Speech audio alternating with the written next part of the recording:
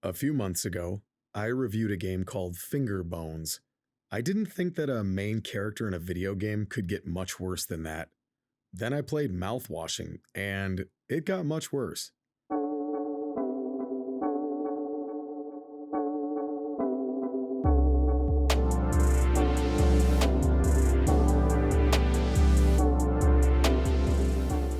So, I need to make a quick disclaimer. I have to spoil Mouthwashing to talk about it in depth, so spoiler warning from here on out. Secondly, Mouthwashing has strong themes related to a bunch of words that YouTube frowns upon. So, let me clean it up while the nanny is listening. These themes include alcoholism, the ending of one's life to include infanticide, and forcible romance. These are the big ones. Lastly, this review is a non-linear presentation of Mouthwashing, and what about it that affected me so much, to the point that I needed to write an essay about it. Oh, and I do have an answer for the title of the video. I'm not into the whole clickbait thing, so.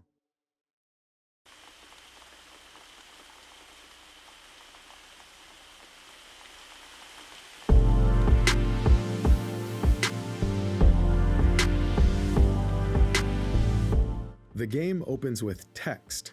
We're aboard the space freighter Tulpar. Interestingly, Tulpar is a winged horse from Turkic mythology, similar to Pegasus from Greek mythology. The horse is seen prominently to this day on the national emblem of Kazakhstan. And wouldn't you know it, the ship is owned and operated by the Pony Express. There's a lot of horsing around in this game. Just trying to have a laugh now before it gets dark and sad. The crew of 5 have completed 147 days of their 382-day trip. The sort of classic science fiction text block opener might feel familiar to you, as it's nearly identical to the one in Alien. Now, I went into this game completely blind, so this connection made me feel comfortable. A low-res horror game set in space with a subtle homage to Alien? Oh, I live for this stuff. And when I started picking up on the greedy corporate motif a la Weyland-Yutani, I thought I had it all figured out. I started anticipating the eldritch horror. I thought I saw it coming. What I got instead was a bleak narrative about our worst moments as humans, and whether or not these moments define us. And it all starts with a crash.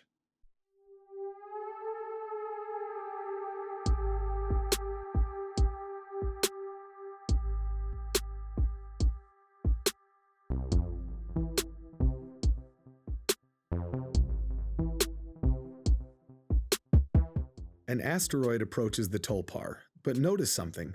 We're being instructed to divert the spacecraft 1.4 degrees leftwards. When we click on the joystick, the only option available to us is to steer right. With this decision, the Tulpar is put on a direct path for the asteroid. Calling back to the dystopian corporate themes, you'll also note that your pay is docked 4,000 credits for the mistake. To emphasize that this is no accident, you retrieve the emergency override key and disengage the autopilot that was attempting to steer clear of the asteroid. Crash imminent. From here, the character runs frantically down a winding path through the ship as posters of the Pony Express mascot, Polly, begin to pile up. The symbolism of poly becomes evident later, but Mouthwashing is one of those rare video games where subsequent playthroughs are even more rewarding once you know the truth about what happened. And the truth is, we're playing as a total monster.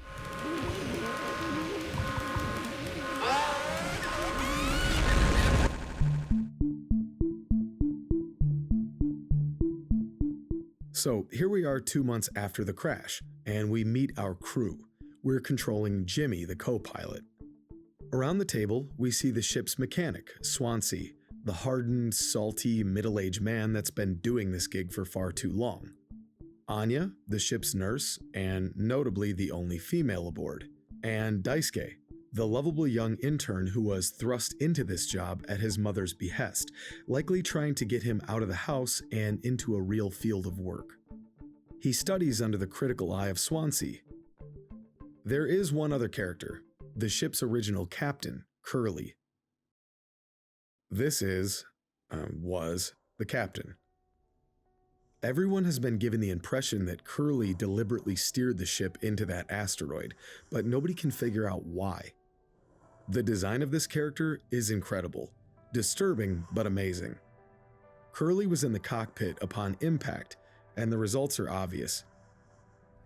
Layers of skin burned away, feet, hands, lips, and eyelids gone, and that exposed left eyeball that tracks the player at all times. Bandages are loosely applied, and a gown barely covers his torso. The model is amazing and instantly iconic. Jimmy, as the co-pilot, has taken up the mantle of acting captain, and in conversation with the rest of the crew, he makes sure to assert this change and establish control. And this wouldn't be the first time, so look, we should just get into it.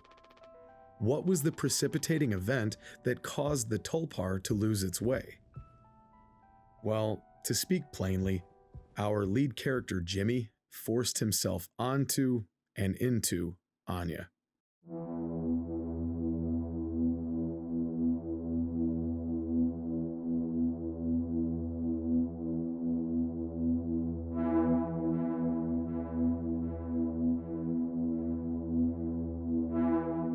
So, I've seen some people online arguing that perhaps the romance between Jimmy and Anya was consensual and that Anya simply regretted it.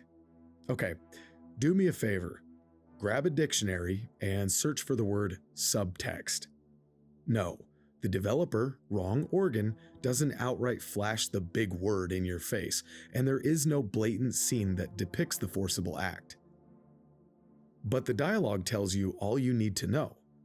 And if you weren't convinced, the remainder of Jimmy's behavior is a pretty clear indicator that this is someone more than capable of such a vile act. In a conversation between Anya and Curly the day before the crash, she tells the captain that she's hid the locked box that contains the single firearm on board. When he asks for the location of the box, she reveals that she's pregnant.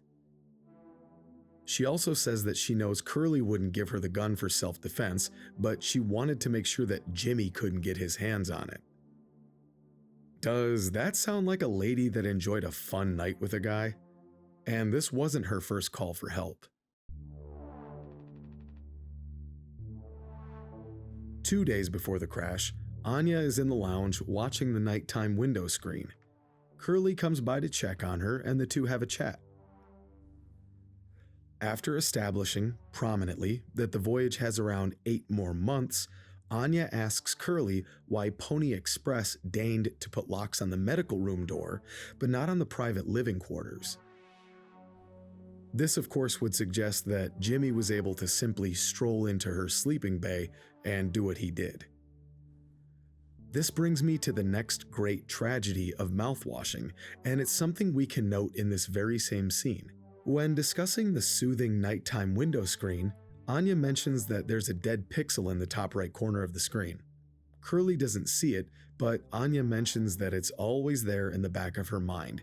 The implication, of course, is that what happened looms over her at all times.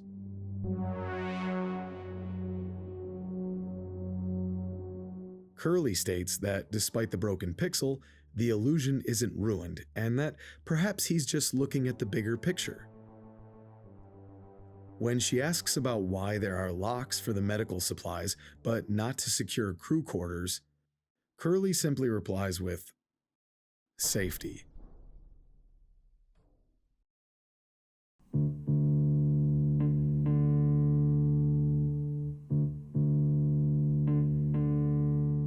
Curly is a friendly man and a victim certainly, but he's not necessarily an innocent. The day before the crash, when Anya tells Curly that she's pregnant, he doesn't respond with silent reflection, but rather an immediate, subtle accusatory remark. Anya says, "Captain, I told you," as in, this has already been established and he's forgotten. Perhaps not intentionally, but maybe subconsciously he had already written it off. Instead of taking action, Curly simply says he's known Jimmy for a long time and will talk to him. No big deal, right? So, Curly's bulging eye after the crash is much more than just a striking design. The assault that Jimmy committed was the genesis of the tragedy that follows the crew of the Tulpar, and Curly decided to turn a blind eye to it all. As a sort of allegorical punishment, he's now condemned to lay in one place and watch everything unfold, as he has no eyelids to hide behind. Now, what I love about the story of Mouthwashing is that the characters and the events are not presented in a simple black and white way, good is good and bad is bad, but rather, these characters are very human, very realistic, and, like reality, things are colored by shades of gray.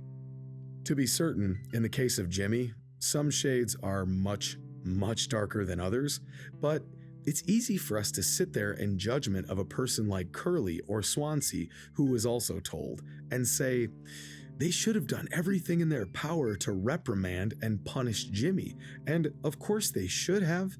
In my ideal world, people like Jimmy, if found guilty through due process, would be removed. But that's not always reality, is it? And it's what makes this plot so grim and heart-wrenching, especially for victims of a crime like this. Curly isn't malicious. He's a guy that worked hard for many years to be in his position, and he wants to move on from this line of work onto greener pastures, and he gets this close. But due to his silence and willful ignorance about what was happening aboard the vessel that he was charged with captaining, everything went to hell and everyone suffered, not least of which was him. So, we'll get back to Anya, Curly, and Jimmy, but what of the other crewmates, Swansea and Daisuke?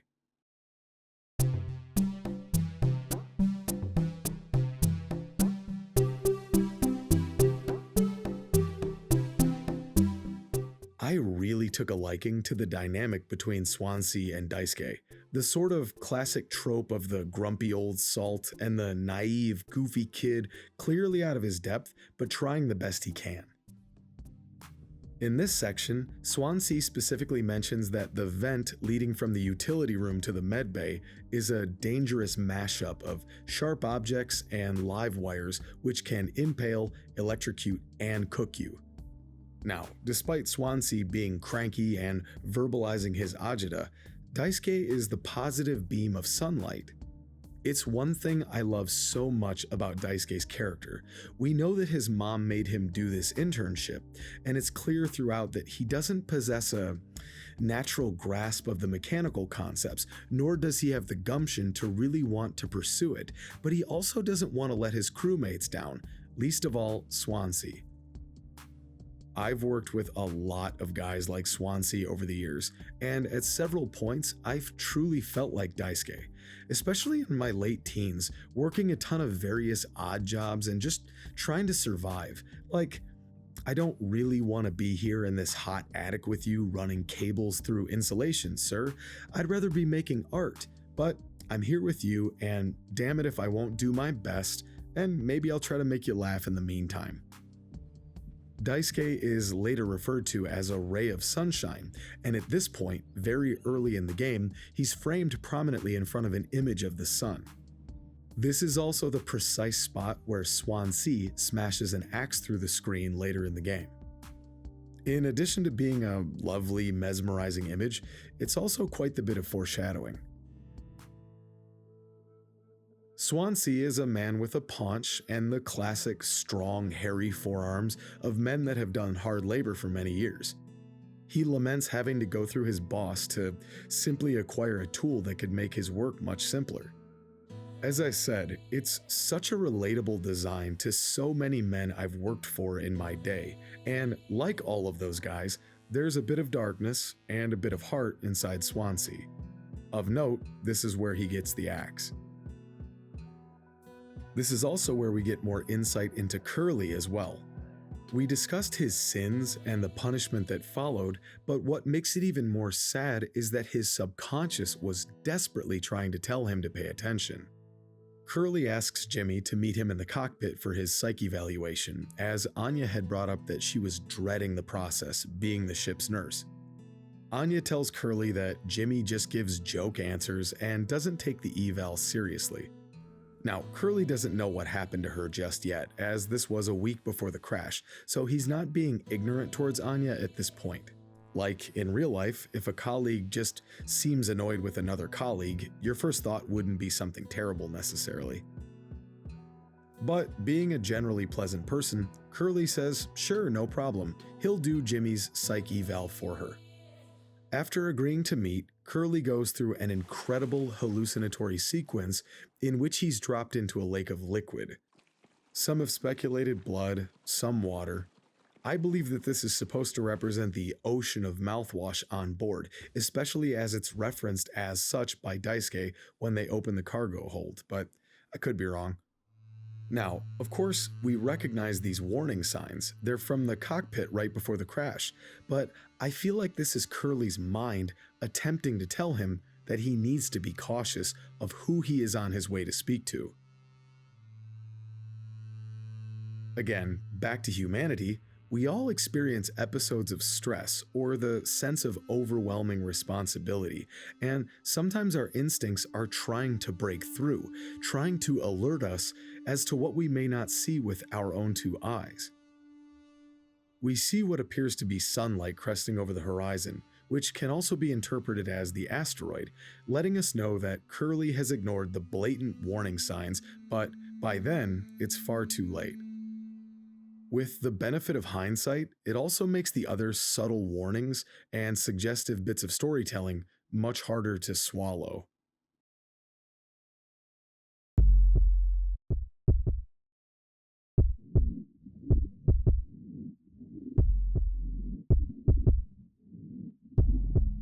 Let's flash back to 2 months before the crash. It's here where we can explore the more cruel, frightening side of Jimmy. We know what he's done to Anya prior to the crash, and on subsequent playthroughs, this particular scene offers some truly unsettling insight into the dynamic between the two characters. So, in the medbay, Anya is having trouble force-feeding Curly the painkillers that keep him relatively calm. She mentions that she has a hard time with the noises that he makes. Jimmy simply insults her, replying that Pony Express sure knew how to cut corners when hiring. Putting this rude comment aside, this is one of the most uncomfortable moments in the whole game for me. Jimmy says he'll go back to the cockpit to look for the code scanner, a crucial piece of equipment that the crew needs to survive. Anya responds with, "I know you'll figure it out, Jimmy. You're so capable." And if you noticed, the text wavers on that last line, as if her voice were barely staving off a quiver.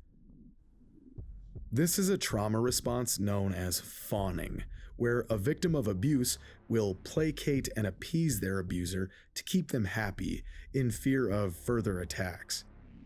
Not only that, but it's pretty clear that Anya is uncomfortable giving Curly his meds due to her experience with something being forced on her. Additionally, when Jimmy gives Curly his meds, he has to open his mouth manually, after which he tells Curly to remain still, and that he doesn't enjoy this any more than he does. And you have to wonder, is this something that Jimmy growled at Anya on that fateful night in the sleeping quarters?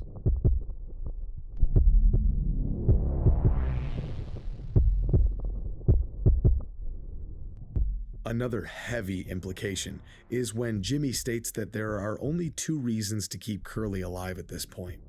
This can imply a few things. 1. If Curly dies, they get docked pay if and when they survive this ordeal. 2. Is it possible that the crew agreed that their food supply may run out and might need extra meat? It's a terrible thought, but one that gets explored, and we're getting to that. At the end of this truly heavy scene, Anya states that she's sick and needs to rest.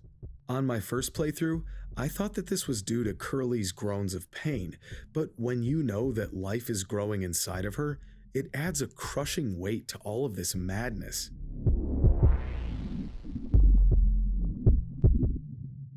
But this is just the beginning of Jimmy's savagery. 1 month after the previous scene, Jimmy needs to give Curly his painkillers once again as he's howling in agony down at the medbay. The scene that follows exposes the truly brutal nature of Jimmy when nobody is watching.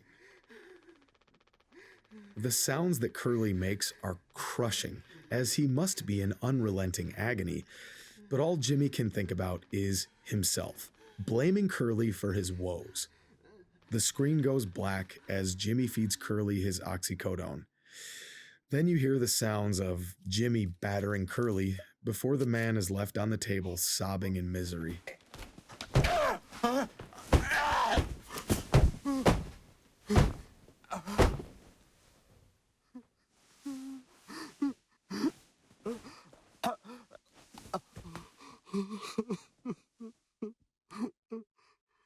From an artistic standpoint, the audio design is unbelievable, to be sure. But because you find yourself feeling so connected to these characters, it's definitely hard to listen to. Sadly, this isn't even close to the depths of depravity that Jimmy is willing to stoop to. And to think, at one time, Curly considered him a friend.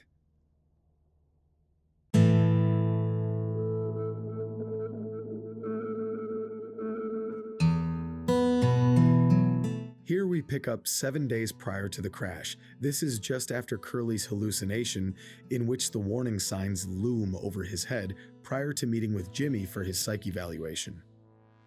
The eval is essentially just a gentleman's agreement with a few jokes. Curly asks Jimmy how he's doing off the record. Instead of a "not bad" or "hey, I could use help with X and Y," Jimmy responds with how he loves being in control. Also, importantly, he admits how annoying it is hearing the praise Curly gets for being good at his job. The jealousy here is thick. Curly pours his heart out about feeling stuck in life, wishing to try a new venture but fearing that it may be too risky to give up something he's good at, something he worked hard to achieve. This is another way in which these characters become so relatable. Personally, I found myself obsessing about this a few years ago. Do I simply do my 30 to 40 years at my dumb day job, have a shitty little retirement party in a closet, and get a card signed by 20 people that don't actually care? Or do I gamble and pursue a genuine passion? Jimmy, being Jimmy, makes another passive-aggressive jab and basically says, that must be nice, but I'm still working on getting to where you're at. It's pretty obvious that he's had quite a few conversations with himself over this, and the bitter covetousness comes through loud and clear. And this is why I wanted to discuss the abuse with the painkiller scene before this one. Knowing that Jimmy abused a defenseless Curly makes this scene hurt a bit more, as this anger was stewing in him long before the medbay. It's also yet another example of Curly ignoring another broken pixel to focus on the bigger picture. But these little passive jabs are nothing compared to the true anger that comes out when Curly needs to pass along the message that comes through the console at the end of this evaluation.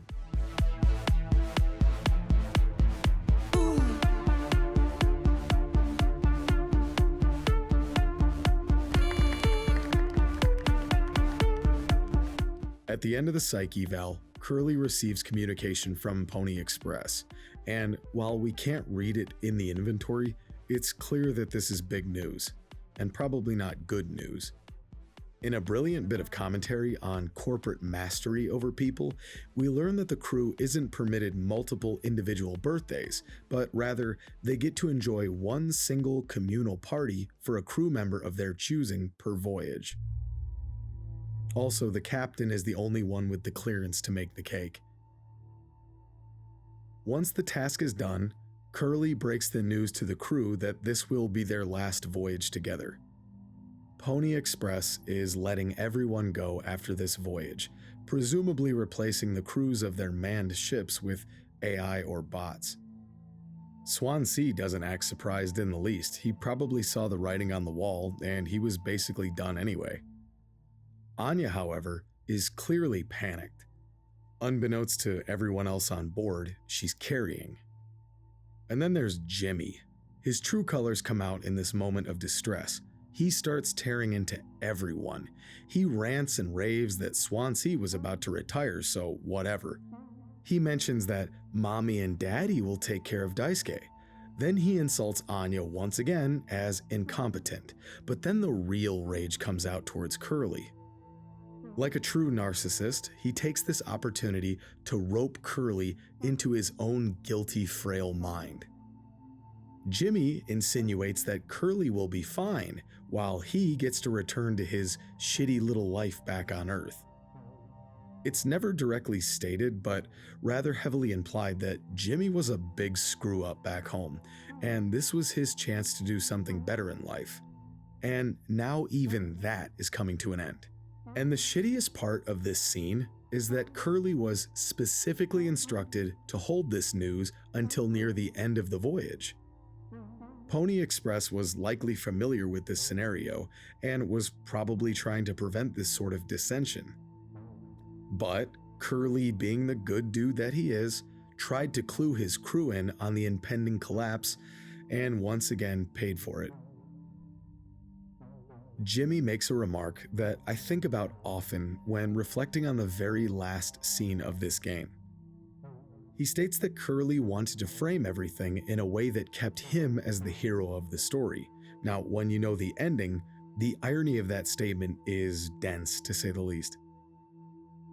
And what makes all of this even worse is when you find out exactly what the Tulpar was hauling all along.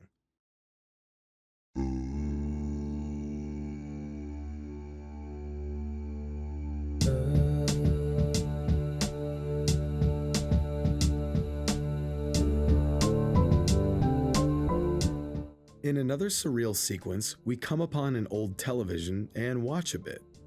This part is incredible. We see an old-timey Warner Brothers-esque cartoon detailing the benefits of handing over your life in service to the corporate world.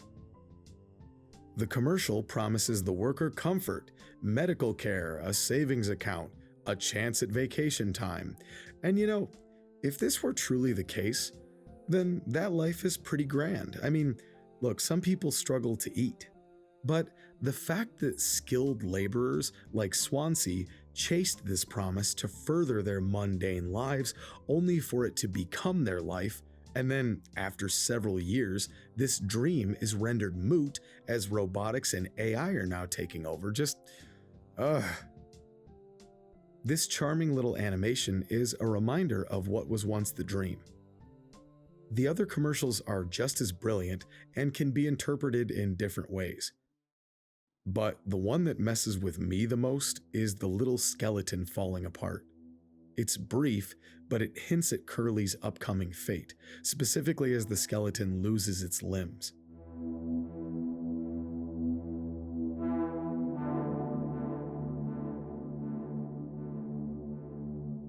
After this is the big, flashy commercial for Dragon Breath mouthwash.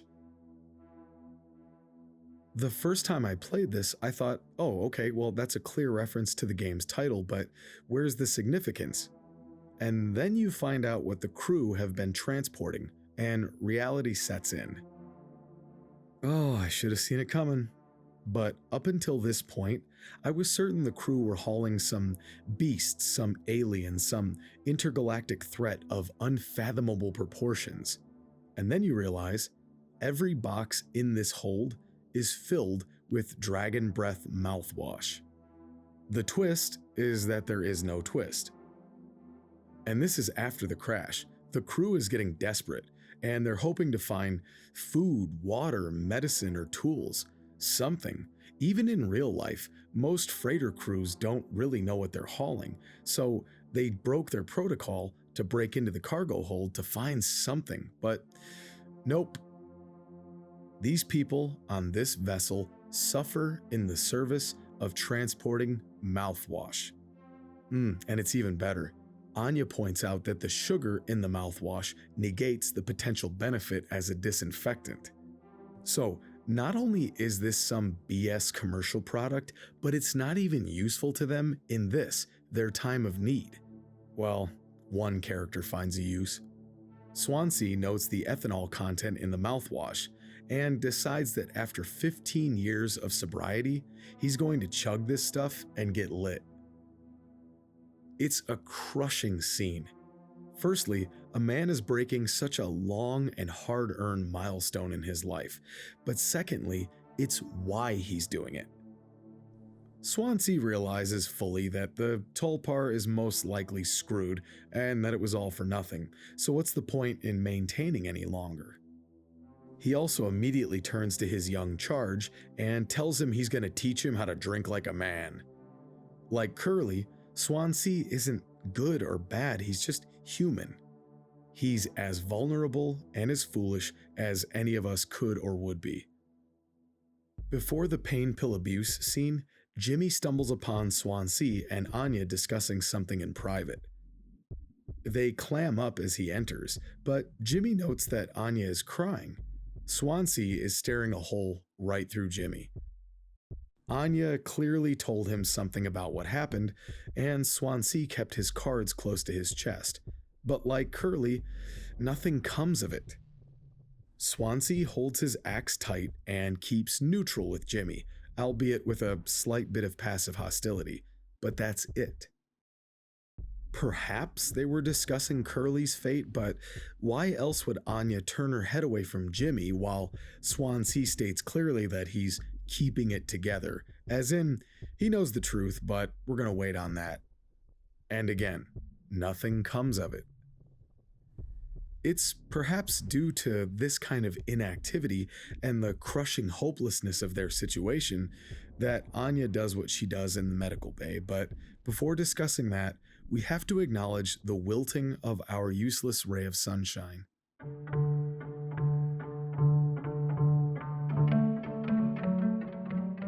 Of all the characters in the game, Anya has the most overt trauma, of course. Someone very, very close to me in life was a victim of this horrific act, and I saw firsthand the damage that it did to this person. Believe me, it was ugly. But I'm fortunate enough that I've personally never been a victim of this, and therefore I cannot relate. But as I said earlier, I can relate deeply with Daisuke. He's clearly a young man in need of purpose, and his makeshift sleeping setup gives us some clues. A couple of weights to exercise, a gaming magazine, and a Game Boy. I'm convinced that the developers used 19-year-old me as their template. I'm kidding, but only sort of. Some people, when they're young and directionless, don't want a purpose sometimes. You want to read about fun stuff, get a little exercise, and perhaps finish a level in Super Mario Land 2. But I feel that he was on his way. His father is never mentioned, but I interpret that there wasn't much of a male influence in Daisuke's life. Studying under a crusty workhorse like Swansea, a sort of man's man as it were, was helping to shape and develop his confidence as his own man instead of the little boy in a grown-up body. The point is, Daisuke's fate really broke my heart as he was just starting to blossom in life. 4 months after the crash, things are truly spiraling downward. We come out of the cargo hold to find Daisuke lying on the floor, drunk on mouthwash. In a stupor, he confides in Jimmy that his mom thought of him as a slacker, but that really, he just never knew what he wanted to be. He chastises himself as a screw-up that was never good at anything, and I feel like this is perhaps coming from the mouth of his father. Been there, Daisuke. It seems that he's accepted that this isn't going to end well, and instead of panicking, he simply hopes that his mom doesn't blame herself for the inevitable. It's so sad. In the common area, we find Anya sitting with a bottle of mouthwash. She's debating drinking it, and she says the most subtle yet loaded lines in the entire game. She says that it probably won't fix anything, as much as she'd like it to, and she says it to Jimmy. Ooh, those lines are so potent. And all Jimmy can say in response is, right. He completely disregards her. He ignores her. And as you may have noticed, ignorance is the ultimate downfall of the crew of the Tulpar. And this is where we need to start getting dark, dark, dark.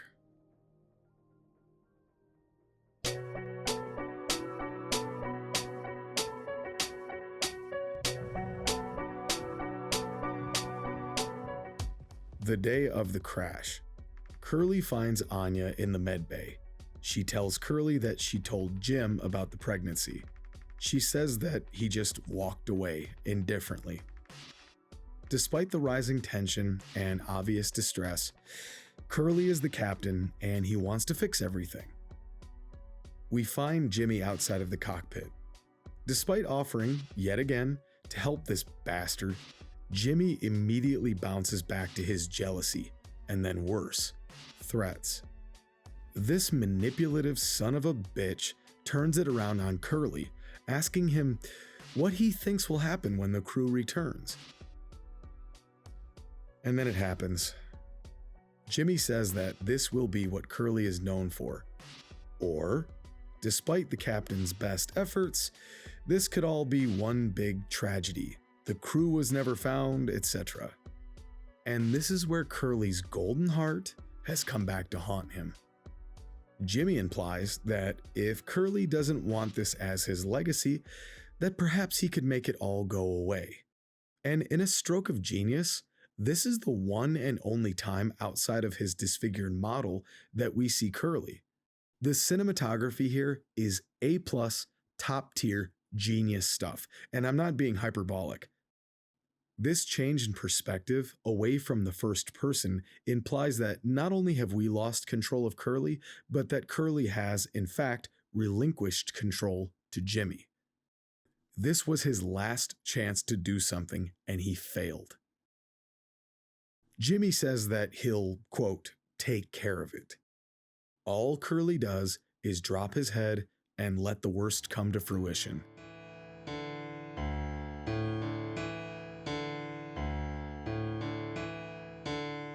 Curly is frantically running towards the cockpit. Just outside, we see Jimmy on the floor. Curly knows that it's too late, but he's in denial, stating that he could not do what he just did. And he states poignantly, I should have, and I didn't. Into the cockpit he walks, and impact. Jimmy, the manipulator. Jimmy, the cold-hearted liar and vile creature. He took advantage of Curly's kindness one more time and manipulated his way into what he sees as the solution to his problems. The last and final way that he can avoid taking accountability. But the crash happens, and we know from here where Curly ends up. We know that Anya is carrying, we know that Daisuke is falling apart, Swansea is drinking himself to the end. Surely, it couldn't get much more grim. But then it does.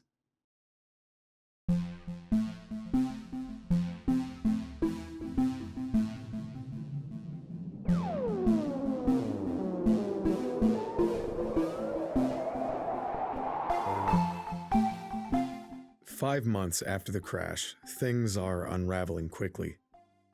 Daisuke is in distress and informs Jimmy that Anya is locked inside of the medical room. After a brief conversation, Anya reveals that she's locked herself in the med bay. Then she says something powerful and definitive. She states that she always believed that our worst moments don't define us or make us beyond repair. She says that this isn't her worst moment. Far from it. Knowing what she's referencing makes this line hit hard. Then she says she'll take care of it.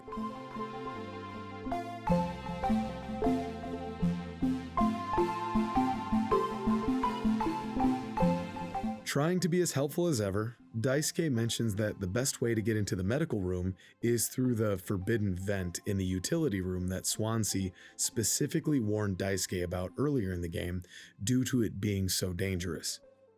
The problem is, Swansea is drunkenly standing guard outside of the utility room, and you need to figure out how to get rid of him.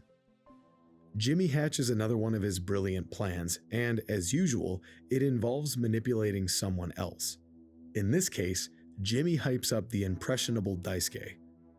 Jimmy knows the vent is no joke, but he sees his young crewmate as a means to an end. Jimmy decides that what they'll do is mix up a spiked drink that will knock out Swansea, letting them access the utility room. He then says the most chilling line in the whole game.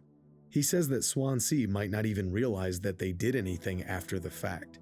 So, on the spot, Jimmy knew how to mix enough isopropyl into a drink that would knock out a full-sized man, suggesting that he has some prior experience with this. Not only that, but he knows that the recipient won't remember anything afterwards. Given his history with Anya, the implications here are ice cold. And Swansea even makes a subtle remark that gives a bit of credence to this theory when he notices Jimmy palling around with Daisuke. Swansea states that his teaching method is based on years of experience. It's a phenomenal little line. With Swansea's Swan Key, Jimmy unlocks the utility room. Daisuke is still uncomfortable with the whole plan and pleads with Jimmy that perhaps they could discuss this with Swansea when he's lucid. Jimmy tells Daisuke that it's time to be brave and that Curly and Anya are counting on them, appealing to Daisuke's morality. God damn, Jimmy is awful. So, the whole game, post-crash, Swansea has been telling everyone utility is off limits due to the emergency foam filling up the room. Jimmy and Daisuke notice the lie as soon as they enter, but why? Jimmy notices the last remaining life pod, which will put the user in cryostasis for 20 years. He accuses Swansea of saving the last usable life pod for himself. But first, they need to deal with Anya in the medical room.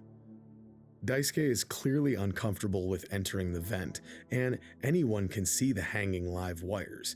He knows it's dangerous, and he pleads with Jimmy one last time to wait for Swansea to wake up before making this decision. And after puffing Daisuke up a little bit beforehand, Jimmy now goes full-blown deviant, mentioning that Swansea will be so proud of him. Captain's orders.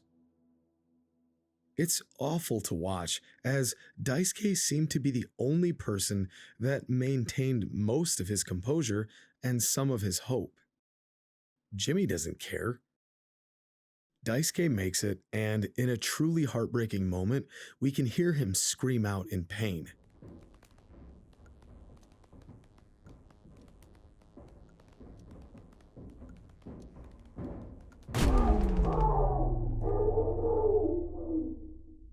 Then we hear him call out to Anya.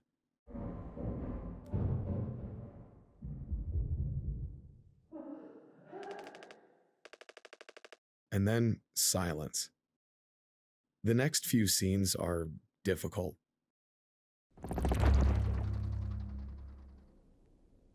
The medical room is open, but as expected, Daisuke is hurt badly after crawling through the vent. Swansea and Jimmy need to get into the med room and search for supplies. Swansea mentions the disinfectant, at which point he learns that it may have been used in that cocktail he drank earlier. Jimmy, of course, tries to spin it around that it wasn't his fault, but either way, Swansea knows that he was drugged, and he knows that Jimmy talked Daisuke into this while he was out.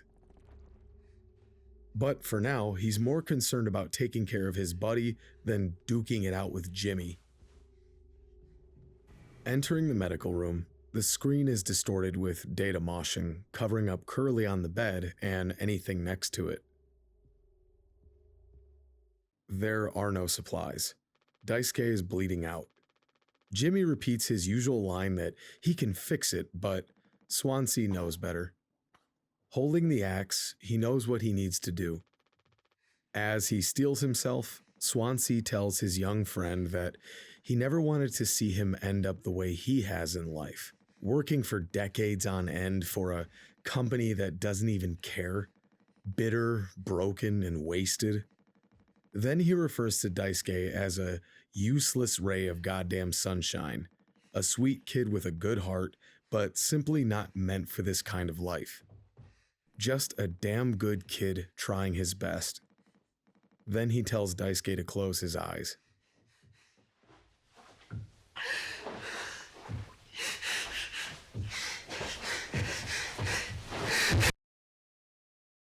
It's in this final dialogue that I realized Swansea wasn't saving the cryopod for himself, he was saving it for Daisuke. Right after the crash, Swansea knew that they were all doomed, and instead of being a selfish coward like Jimmy, Swansea got to work on trying to provide a future for this kid. When you hear Swansea's true and final thoughts, his desire to correct his failures in fatherhood add weight to this decision to protect that utility room. Jimmy has the gall to call Swansea a monster, to which Swansea replies that the two of them are already dead men. And then we take control of Jimmy once more with the task of retrieving the handgun in the medical room. No more data moshing now. We learn that Jimmy's mind was blocking out what he really saw earlier. Curly is the same. Anya didn't want to hurt him. Instead, she swallowed several pills and drifted off to sleep forever. We see her, eyes wide open, staring off sadly into the great beyond. And then I remembered the life inside of her. Jimmy's child. And the worst part is, Jimmy's true colors show yet again. He doesn't even acknowledge this, indicated by the lack of interactive prompt on her body.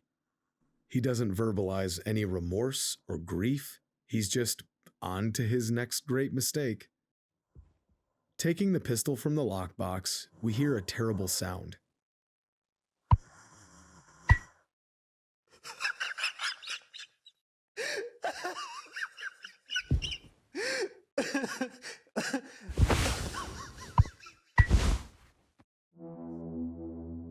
Curly is laughing and crying in agony after having watched, for months, Jimmy ruin everything for everyone, and now he has this. Oh, also, if you go in your inventory and try to click use on the gun, Jimmy simply says, not yet.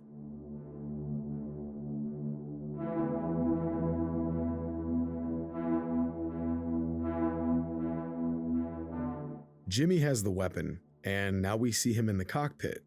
Interestingly, this particular scene takes place much earlier in the game, and thus the firearm is blocked out in the inventory, but now you know. We see Jimmy fasten a pipe to the cockpit door and lash it with rope before Swansea comes breaking through the glass with his axe. At least, this is what we're shown. Flashing forward, we approach Swansea tied to a chair.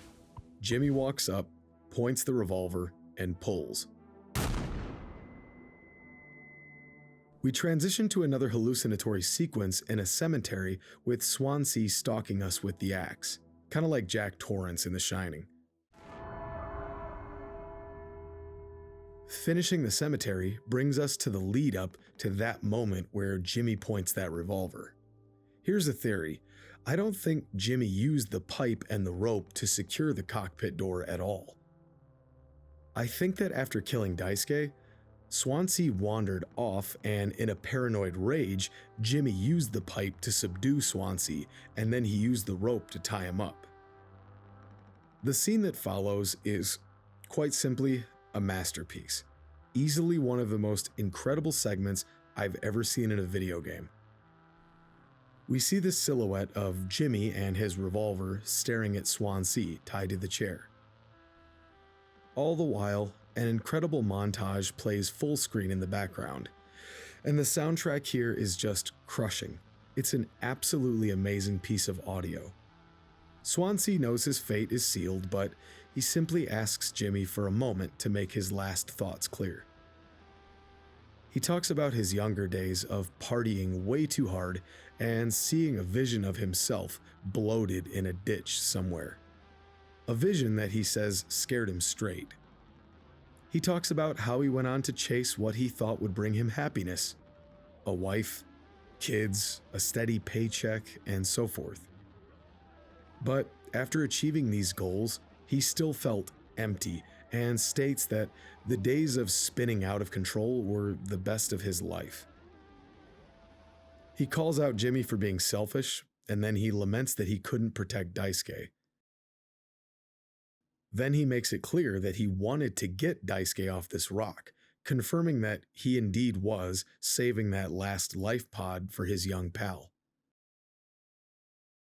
He has one last defiant goodbye for Jimmy and goes out like a man. At this point in the story, all the crew members of the Tulpar, save for Curly and Jimmy, are deceased. We've seen heavy, horrific things up to this point, and if you're not familiar with mouthwashing, you may think that there's no possible way that this could sink any further. You'd be wrong. Now it goes from dark to just plain ugly.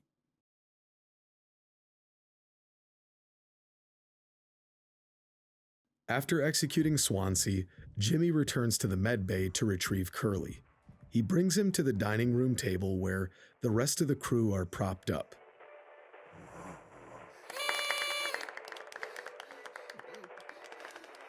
Jimmy has now gone completely mad, setting up all of their corpses in a vile and shocking tableau. Calling back to the birthday scene, everyone is arranged around the table ready for some cake.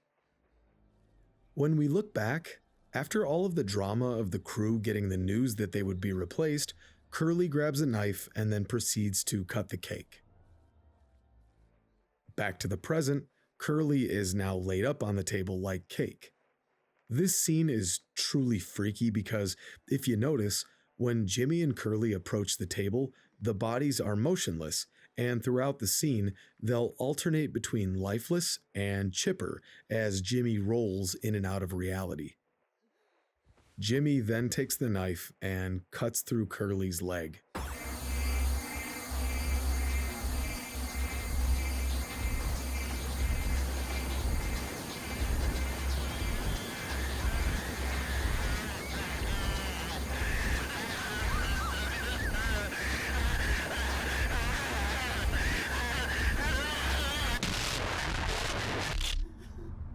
After doing something that terrible, Jimmy's anger returns. He's back to chastising Curly about being ungrateful for all that he had in life. Jimmy's seething jealousy here is pathetic, and it even seems like he takes a bit of joy in telling Curly that the ladder was swept out from under his feet. You'll also notice that each plate now has a bit of leg meat on them.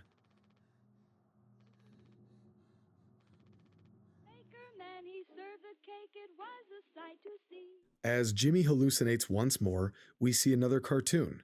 There are, what else, a group of characters around a birthday cake. Click on the cake and you can take Curly's leg.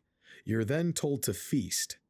This is incredibly disturbing, yet it's very clever.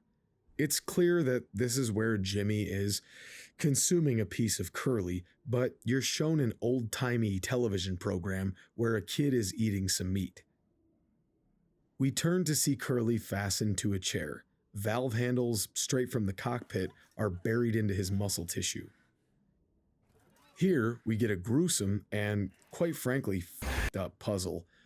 You have to align his anatomy just right on each screen so that Curly can be fed a piece of his own leg. If you mess up the sequence, he'll upchuck the piece of meat and you start over. When you get the sequence right, Curly ingests the meat and a truly melancholic synth tune begins to play.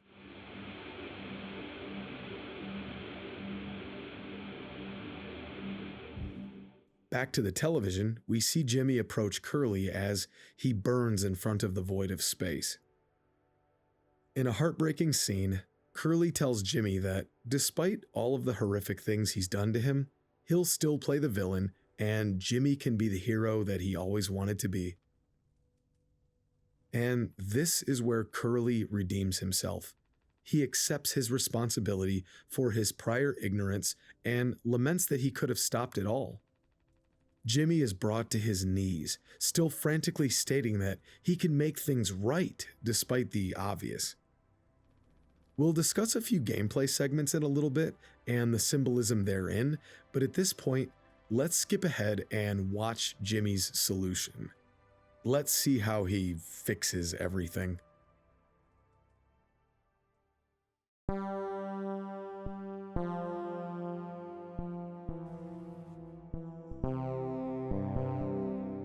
Jimmy comes to. We pick up Curly and head down to the utility room. Jimmy places Curly into the cryopod and seals it. Jimmy proclaims that he was proud to know Curly and that nobody can hurt him anymore. Jimmy's final words are, quote, "We fixed it.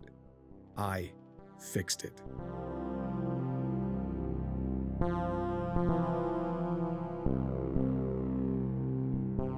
And then he walks off screen.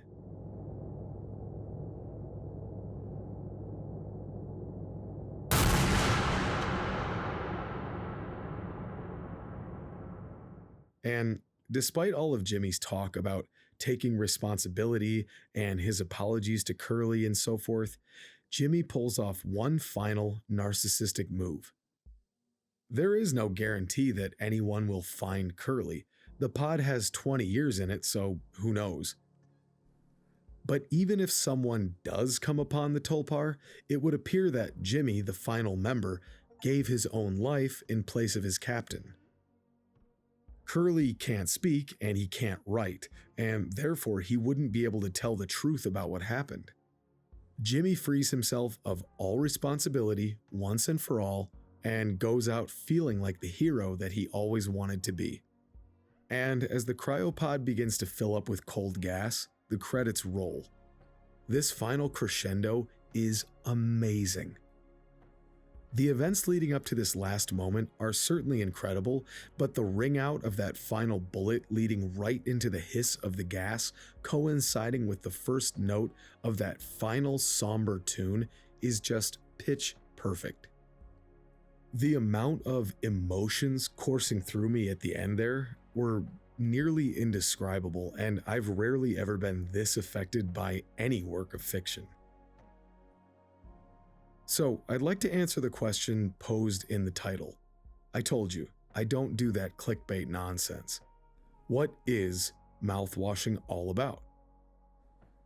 Well, it's about jealousy, stagnation, apathy, purpose, exploitation of a person, and the silence towards that exploitation. Unchecked narcissism is a theme, and God, don't we all know someone like that. It's about mentorship and guidance, perseverance despite demons. It's about maturing and embracing the future and vulnerability in all of its forms. And of course, there's plenty of overt and subtle commentary about unregulated capitalism and the rat race as we give away our precious lives in service to our corporate overlords for the promised table scraps. And really, the game's title explains everything. The Tulpar is hauling mouthwash loaded with sugar. You would use this product to clean your mouth, but it's all for nothing as you continually reintroduce the tooth-decaying ingredients every time you try. Jimmy kind of is the mouthwash, really. He made a horrific decision by forcing himself upon Anya, and from that point forward, every plan to remedy his transgression causes further catastrophe. It's a vicious cycle that becomes progressively more detestable, and in the end, Jimmy refuses to accept accountability for the horror that he had wrought upon 4 people, choosing to end himself while still championing this fallacy that he finally fixed the problem. He died as he lived, a coward. And worse yet, after all is said and done, all of this tragedy and trauma was for a company that was going to replace all of these people anyway. At least, these are the themes that I gleaned from Mouthwashing. Maybe your experience will be different, but that was mine. And what makes this story so powerful is that we can all relate to each character. Maybe not the extreme stuff, but you've been jealous before, have you not? You've broken a promise to yourself, have you not? You've ignored life as it passed you by. Something in each character is in all of us, and sometimes having that mirror turned on yourself can be the hardest thing. And sometimes that's what art is good for. Now, if you've made it this far, that's the bulk of what I wanted to cover, and there are many other things I've simply left out, like the poly posters in the lounge and the board game by the screen that changes over the course of the story.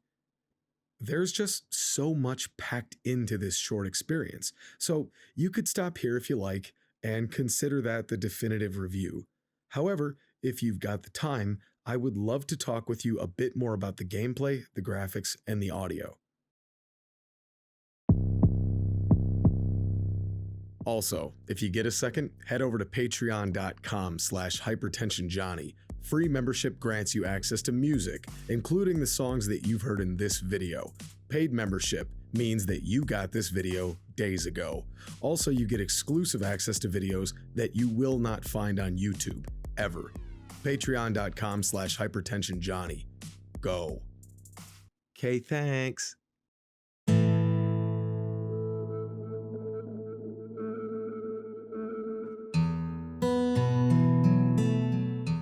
As deep and as thematically rich as the story in Mouthwashing is, the gameplay is comparatively simple.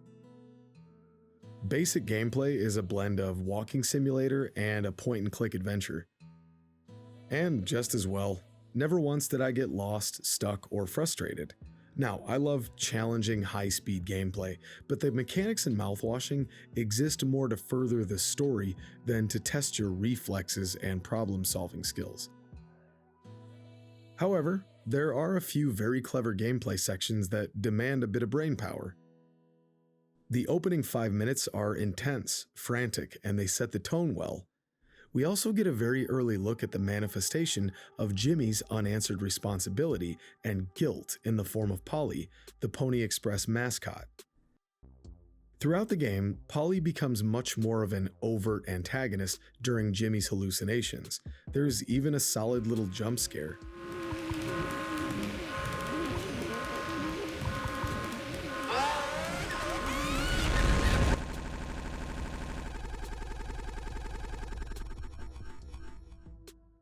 Giving Curly his oxycodone is another mechanic that, while simple, really helps the player connect more with the act.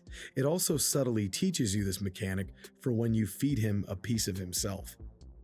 And playing as Jimmy, forcing something into someone's body is uncomfortable for obvious reasons.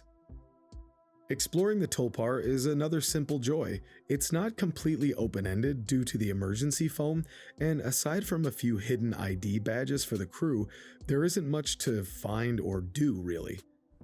That said, I think collecting random junk to fill some arbitrary meter would not have added anything, and in fact could have distracted from the overall pace of the game.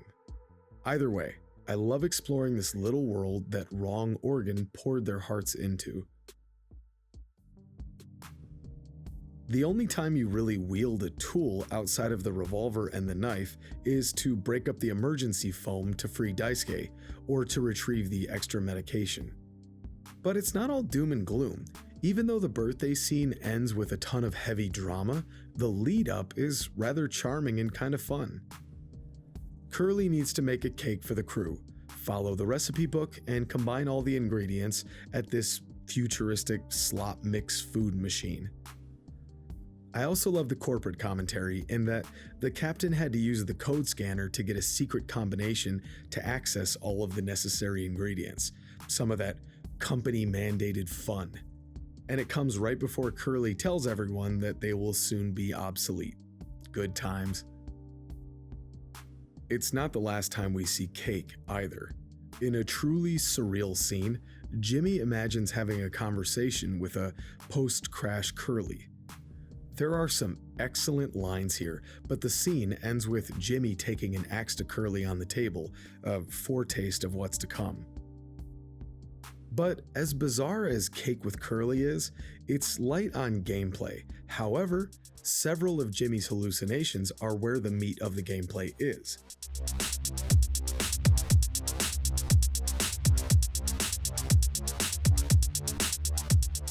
In a gigantic facsimile of the cargo hold, we find a written note warning you of a blind beast.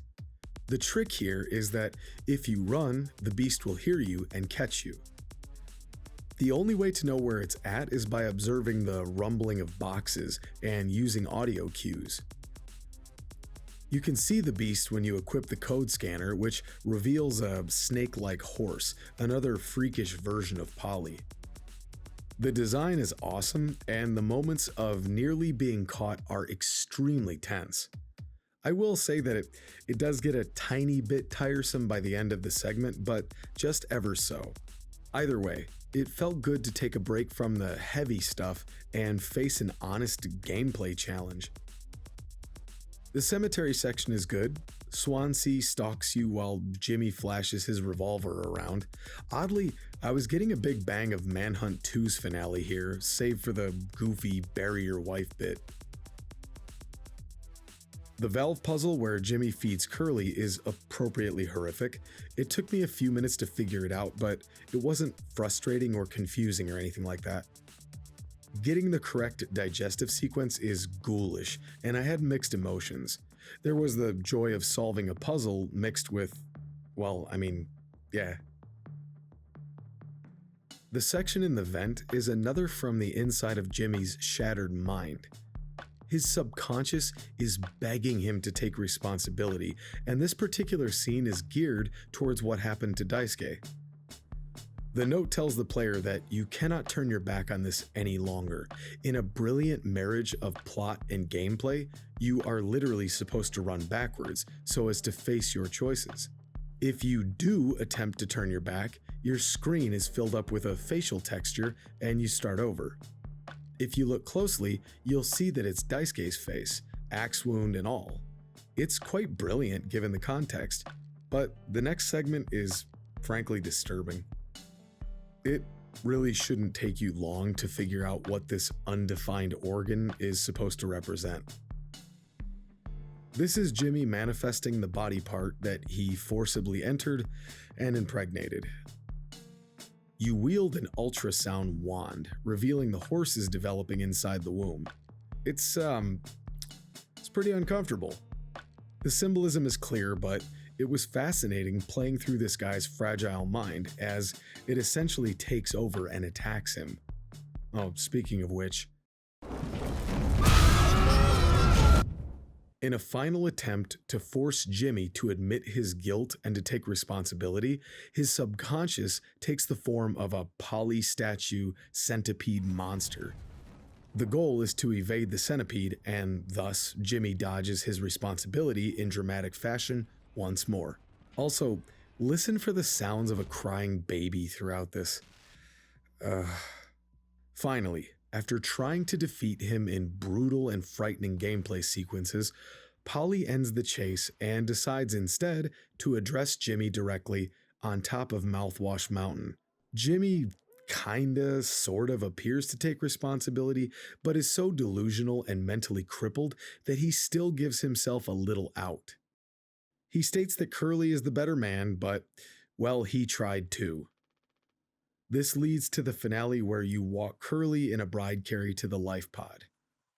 Again, gameplay in Mouthwashing isn't complex, but it serves to highlight the various story beats and themes throughout the game. It's all it needed to be. So, you can probably tell by now that I think pretty highly of mouthwashing. But the first reason I wanted to try it is because of the screenshots that I saw. I have a nearly inexpressible love for retro style PS1 inspired graphics. A handful of years ago, this look started coming back in style on the indie scene, especially with games like Paratopic and all of the Puppet Combo games. So I grew up playing PS1 games when they were new. So I've had a chance to watch gaming visuals jump leaps and bounds since then, but no matter how far graphics go, this 32-bit inspired style works so well with horror games in particular. And it's not just the charm of low-poly, dithered graphics that appeal to me. The world building in Mouthwashing is absolutely superb. The Tulpar feels futuristic but very possible. It makes sense given the obvious influence that films like Alien had on this project. The Nostromo was also sci-fi and futuristic, but well-worn and very lived in, not a spotless white vessel that some science fiction films depict. The Tulpar feels more like any old rusty cargo ship floating the seas nowadays. The character designs, as I've mentioned, are incredible, and one can see why people around the world have flooded the web with fan art, custom plushies, and fan-made animations. I'm not a big collector personally, but even I want a Daisuke plushie. All crew members are just so well designed and memorable. The hallucinations are the definition of surreal in the best way possible. The images, even when really disturbing, are powerful and evocative, and the diverse color palette throughout the game is sublime. Everything feels rich and warm, and although the low-poly style is not realistic as such, the rich, full hues in each environment really give the player a strong impression of being in this fictional world. What more can I say? I love looking at this game. I also love listening to it.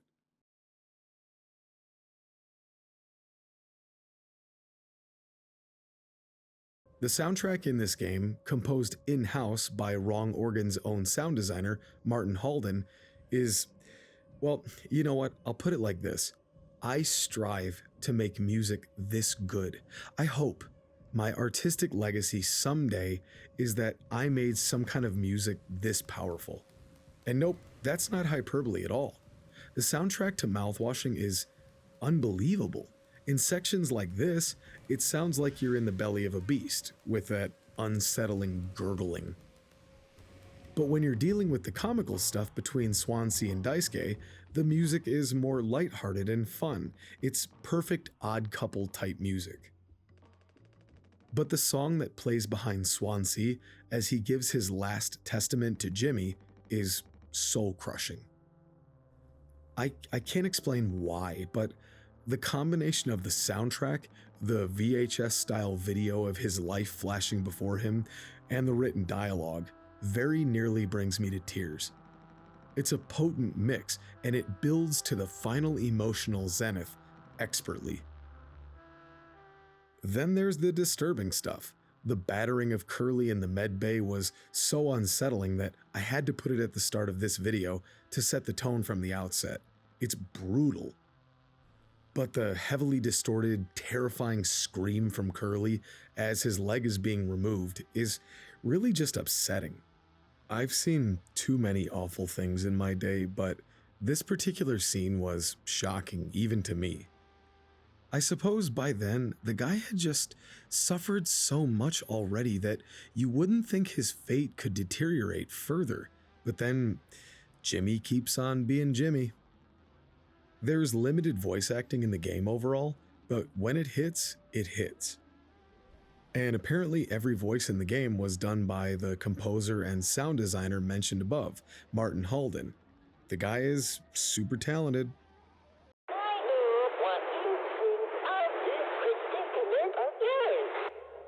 The only extended bit of voiceover was when Polly tries to talk straight with Jimmy atop Mouthwash Mountain. This is the coolest thing. It sounds like various audio snippets from a library of Pony Express commercials were cut together to make full sentences for Polly. It's disturbing, intriguing, and overall it's just impressive. Look, I could go on and on here, but suffice it to say, the audio presentation in Mouthwashing is truly stellar.